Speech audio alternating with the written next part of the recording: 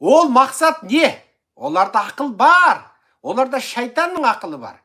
Мәселе соларды сөйтіп, білгенін істеткізіп отырған қазақта, сен де, осы сөзді тыңдап отырған сен де, үлкенің кішің болсын, мейлі, сіз деп айтайын. Үлкен ақсақал сізде, үлкен әже сізде, айналайын ағам сізде, жеңгем сізде, артымдағы інді қарындастарым сенде.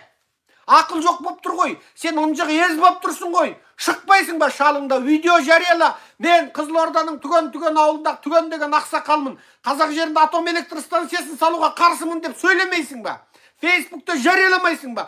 100 мың қазақ, 200 мың қазақ, 1 миллион қазақ, шық, ауыл құда жек жат, 60 апа 70 жездеңді жинап алып, ауылыңа барып, ауылдық акиматтың алдында, ауданға барып, аудандық әкімшіліктің алдында, облыста облыс орталығының алдында, не мынау атом электр станциясы деп, таяғыңмен әкімшілікті ұрып тұрып, кемпір шал, ақсақал, аға көке әжелер шықпайсыңдар ма? Ұрпағыңды құртқалы тұр ғой мына жоңғар. Алматың кетеді, Шымкенттің кетеді, Қызылордан кетеді, Түркістанның кетеді, Қарағанды, Жезқазғанның кетеді. Сол қазақтар өсіп тұрған осы облыстарды құртады. Мүмкін батыстағы кіші жүздердің 4 облысына да салады. Ақтау, Атырау, Ақтөбе, Оралыңа да салып тастайды. Бітті болды. Сонымен Жоңғар екіншіде, бірінші Жоңғар соғысында қазақ жеңді ғой, Жоңғарға геноцид жасады. Арбаның күпшегінен асқан Жоңғарды тірі қоймай қырып салды. Мен Жоңғар қырғынның әңгімесін жырғып айтатын ақсақалдардың қолында жеткем. Мен Жоңғар қырғынын, мына Жоңғар қақпасында Жоңғарды қазақ қалай қырғанын мен бала күнімнен естіп өткен әңгіме. Енді сол Жоңғар қазақтан кегін алып жатыр. Жоңғар қазақтан кегін алып жатыр. Ең соңғы шебінетін шегінерге жолың жоқ. О атом электр станциясын салсан қазақ тұқымын құрайды. Жер бетінен жойыласың. Жойылмасаң да ауру сырқау болып өмірің өмір болмайды. Өзің ізденіп, өзің дәрі ішіп па асылып өле қалайын деуге мәжбүр боласың. Атом радиациясының зардабы деген сұмдық.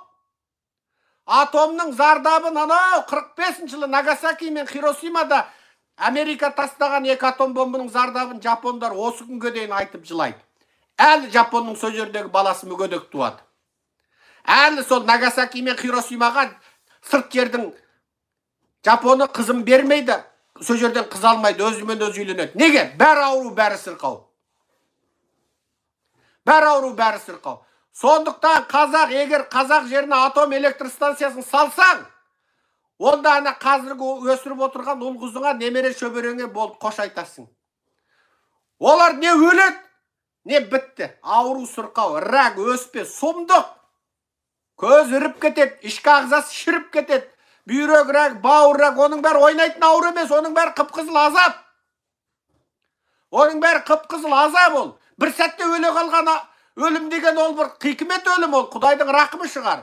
Ал ана ауырып, рак болып өл, қатерлісік болып ауырған өлім дегенің ол азап, оны тілмен айтып жеткізе алмайсың оны азапта. Сондықтан мен Семейдегі атом, соны жарған орыс, Чернобыльдегі Украин халқын сорлатқан атом, мына Жапониядағы жарылған атом, Жапонияда бірнеше жылдың алдында болған атом реакторларынан шыққан шырғалаң, мына дәл қазір Кантон өлкесіндегі атом шырғалаңы коммунистер жасырып отырған бәрін неге айтып отырмын?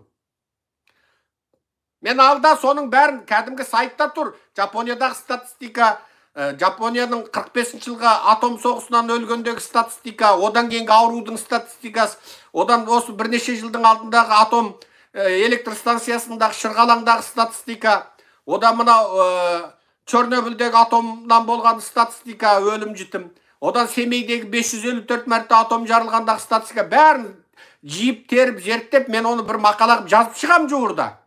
Егер сіздерде мына сайтты жақсы пайдаланатын жігіттер болса, цифрлар тұр оның бәрі. Ағылшыншасында да тұр, бәрінде тұр. Соны сіздер ақ жаза беріңіздер, жұлып-жұлып алып, аударып. Қазақтың көз ашылсын. Семейінде 554 мәрте жарылған атом жетеді. Байқоңырдан шашылған гептил бүкіл айналасын қырып жойып болды, жетеді. Енді ана қырылмай, жойылмай тұрған мына қазақ ең өскен өлкелерге алып келіп, атомды жарам дегені Жоңғардың қазақтан кек алуы. Егер енді осы мәселеде үнсіз болып көніп отырсаң, онда құрғаның сол. Онда қош айттық онда. Онда біткенің сол қазақ. Біткенің сол. Жер бетінен жойылып кеткен қаншама қауым болды.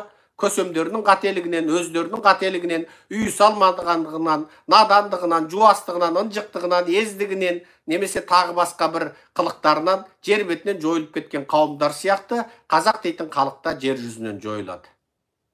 Және жойылғанда анау мынау жойылмайды. Ауру боп, сырқау боп, азабын тартып, дүниеге келгеніне тойып, адам боп жаралғанына тойып, қорлығын көріп, мына дүниенің өзінде тозақтың арман азабын тартып өледі ол қазақ. Ұрпағың, немерең, шөберең сөйтіп құриды.